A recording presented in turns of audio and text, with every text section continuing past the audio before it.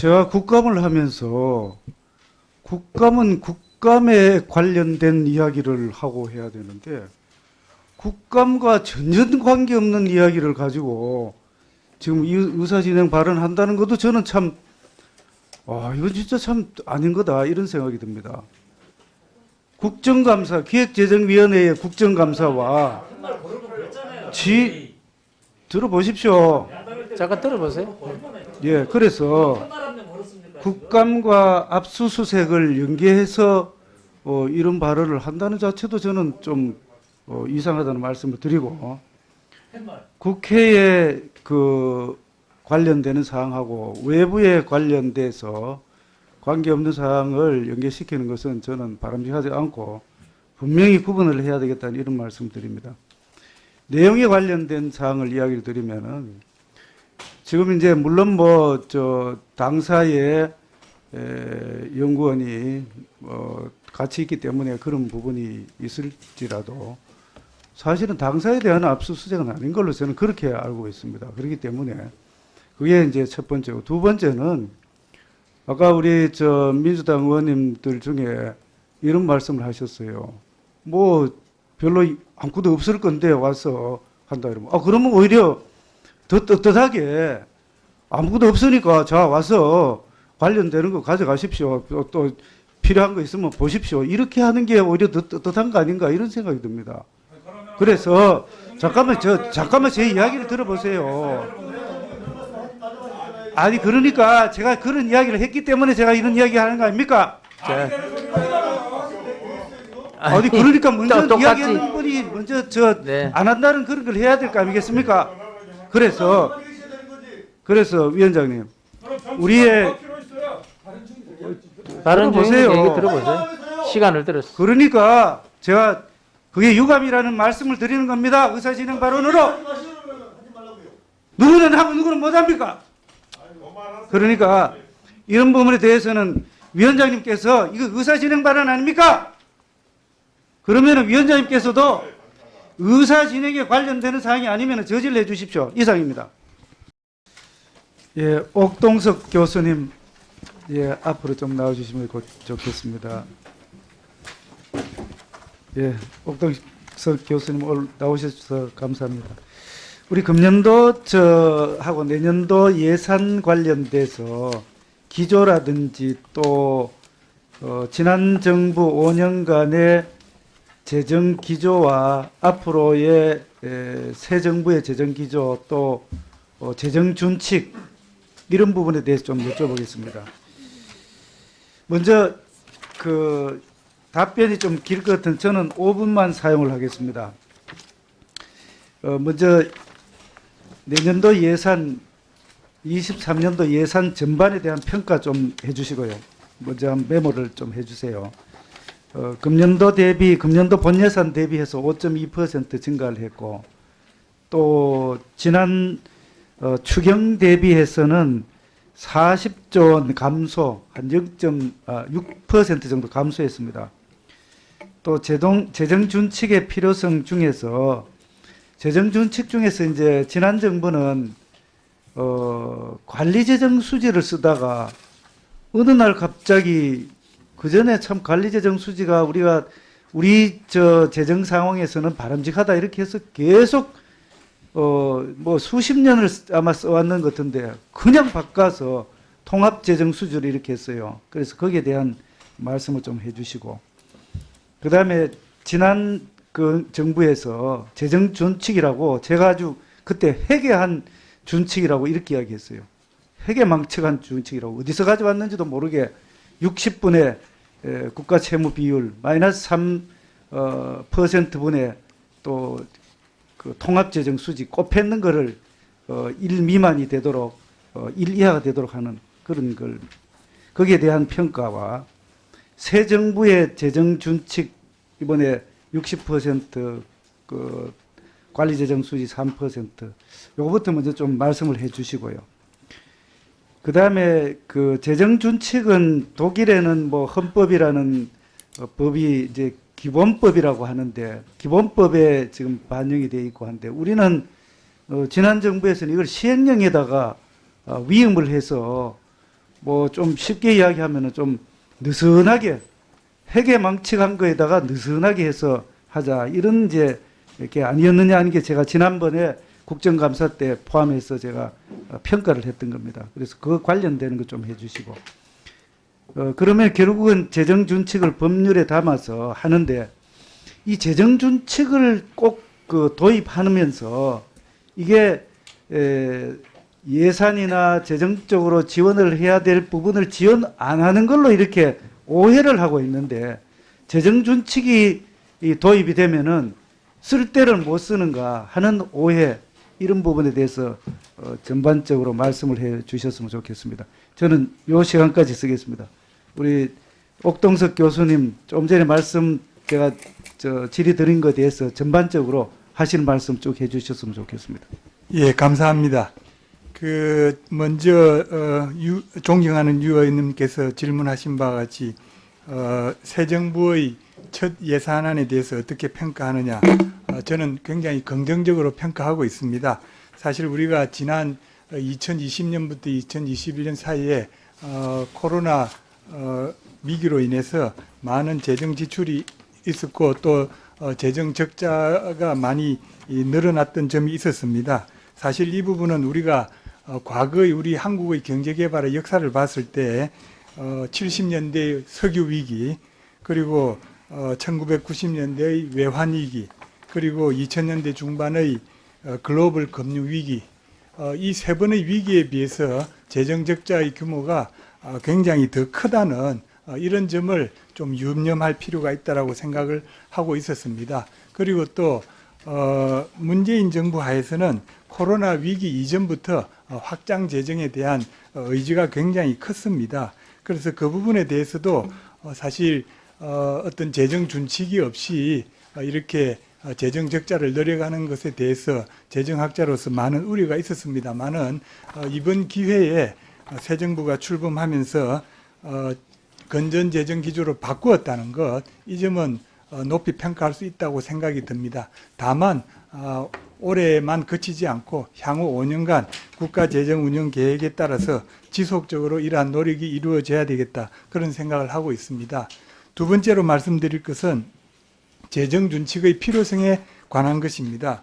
사실 우리가 여러 가지 장기적인 연구를 하고 있는 많은 문헌들을 보면은 대의민주주의의 결정적인 이 결점이 바로 재정 공유주의 비극이라는 이런 말로 표현되고 있습니다. 사실 대의민주주의 국가에 있어서는 정치인들이 정치의 선거에 당선되기 위해서는 방만한 재정을 여야 구분 없이 다 그런 유혹에 빠질 수밖에 없다는 것입니다. 그래서 이러한 유혹을 견뎌내기 위해서는 재정 준칙이 있어야 된다는 것이 전 세계적인 경험이고 역사적인 경험에 의해서 그런 결론을 내릴 수가 있습니다.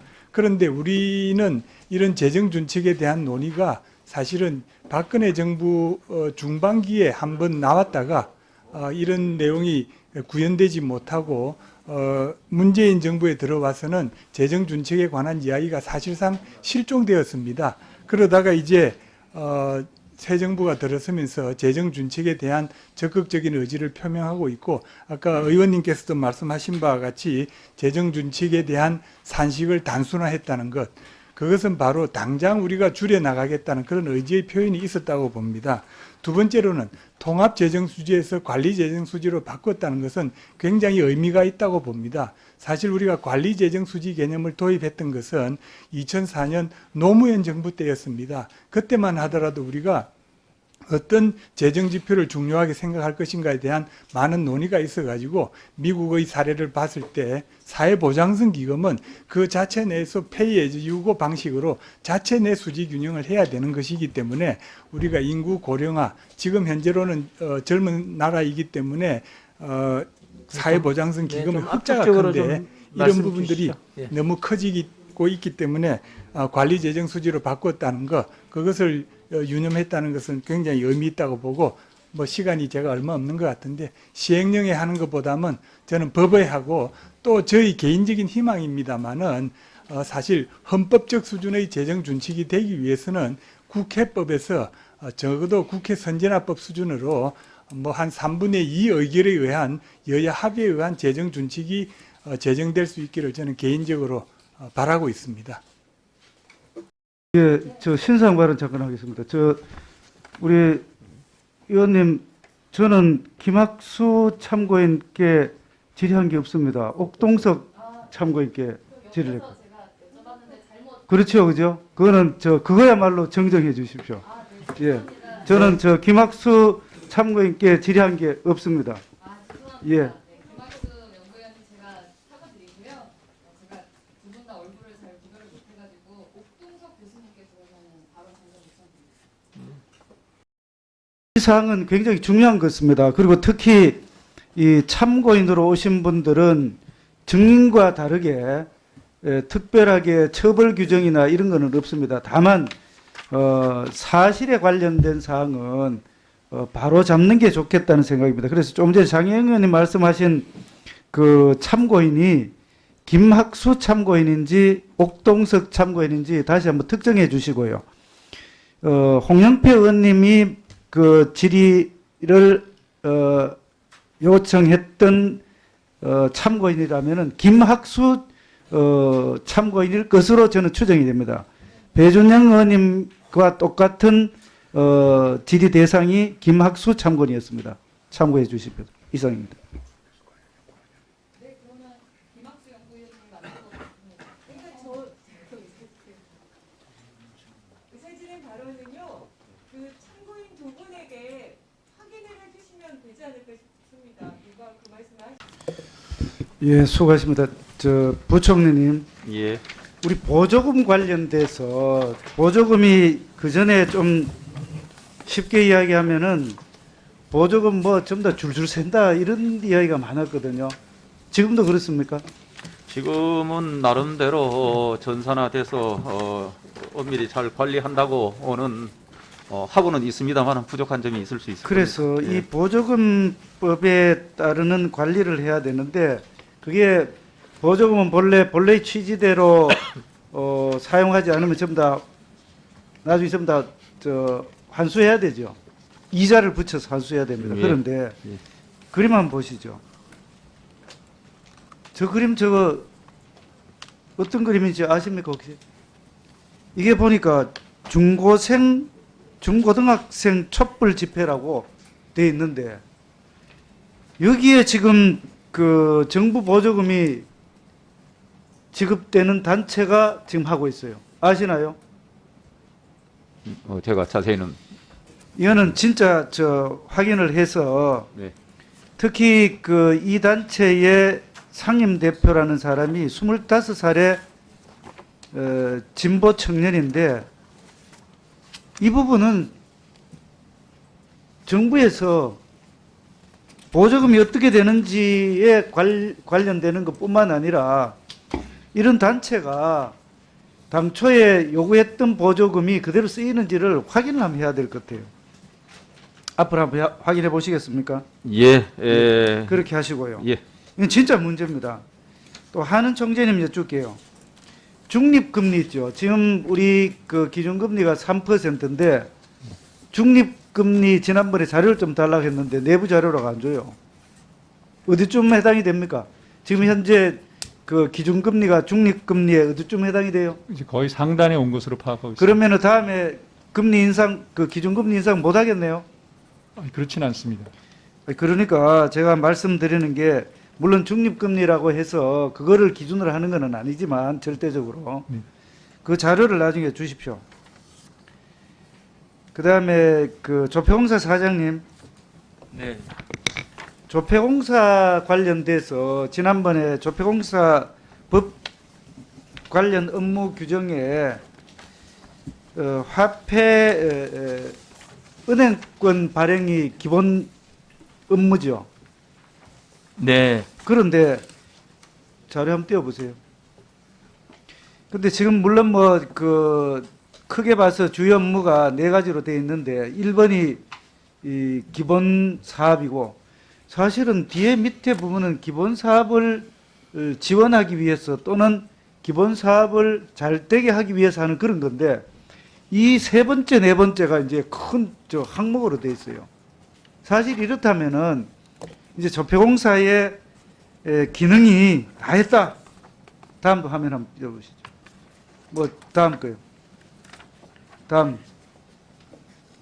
예. 지금 조폐공사는 업무가 이제 기능을 다 했으면은 제가 지난번에도 이야기했습니다만 업무가 본래의 목적을 달성을 했거나 아무리 해도 본래의 목적을 달성할 수 없거나 하면은 그 기관은 이제 정리를 해야 될 것 같아요. 어떻게 생각하십니까? 지금 각국의 화폐권은 민영 으로 하는 경우가 굉장히 많습니다. 알고 계시죠? 네. 어떻게 생각하십니까? 우선 기본적으로 이제 조폐공사의 업무인 화폐하고 여권이라든가 신분증 이런 업무는 뭐 고유하게 국민한테 꼭 필요한 업무인데 그것을 이제 뭐 공공 형태라든 민간 형태라든 이건 이제 국가마다 차이가 있는 것 같습니다. 네. 옛날에 조폐청이 한국은행 안에 있었죠. 예, 처음에 그렇게 걸 알고 있습니다. 네. 그거 한번 다시 검토해 볼 생각이 있으십니까? 의원님 말씀하시기 전에는 생각을 안 해봤습니다만 상의는 해보겠습니다만 저는 제가 이해하고 있기는 그걸 분리했던 이유가 한은 내부에 있게 되면은 그 비용 구조가 명확하지 않고 독점화가 돼 있기 때문에 그 비용 효율화를 위해서 공공기관으로 분리시켜서 서로 견제를 하면서 비용 컨트롤을 하라고 한 걸로 알고 있습니다. 우리가 독립재산제 형태로 해도 되는 거고요. 좀 검토를 해주십시오. 네, 수고하셨습니다. 예, 조혜진 의원님 질의하실 겁니까? 네, 하시죠.